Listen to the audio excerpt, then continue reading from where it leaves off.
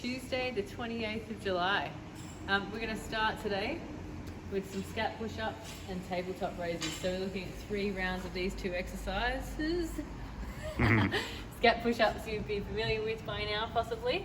Hands under shoulders, tucking the bum under, squeezing the shoulder blades together and then pushing away. You want to go as far in each direction with your shoulder blades as you can, holding the core as tight as you can as well. 20 of those. And then tabletop raises, so we're flipping over, hands behind us, you can face the hands out. And here, we're pulling the hips and chest up as high as we can, trying to make ourselves look like a table, and then back down. So we want 10 up and down movements. And I'm squeezing my shoulder blades back to the floor as I do this. Okay, once you've done 3 rounds of those exercises, then you're going to just spend 1 round of 10 reps of each of these exercises, a standing posterior tilt and a push-up posterior tilt in a couple of different push-up positions, purely just to get us worked in to the positions that we're going to work in the next section, which I'll show you in a second. So what this means, push-up positional drills, standing posterior tilts. So I'm going to put my hands on my hips and I want my hips to tilt forward and down. That's an anterior pelvic tilt. And then we go the other way, so hips are tipping back. This is a posterior tilt. So we just want to stand here and work through these 2 positions using the core and squeezing the glutes, because then we're going to take that into a push-up position. So first we'll start at the top of a push-up. So we'll do 10 reps of the anterior posterior tilt in this position.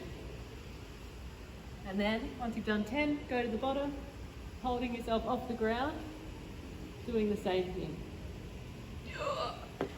Not easy. So 1 round of 10 back and forward in each position, standing at the top of a push-up and at the bottom of a push-up.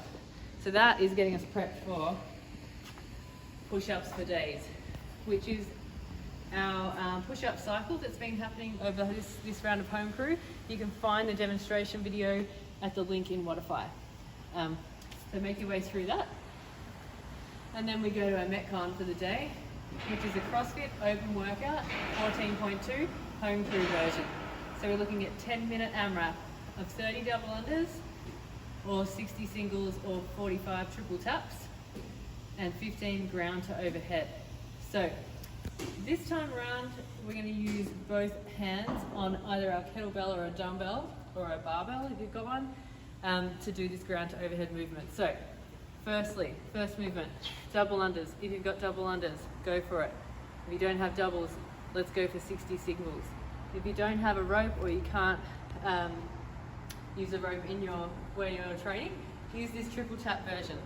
So trying to tap the legs 3 times while I'm in the air, mimicking that rope turning. It's actually quite tricky to do that.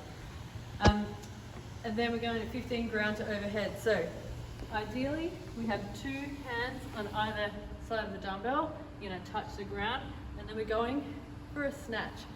So I'm driving with the legs and hips, bending the arms and punching overhead. Alright, so if we've got a kettlebell, it's going to be a bit harder for you to do that. So we're going to turn this into a US kettlebell swing, swinging through the legs, ending up overhead.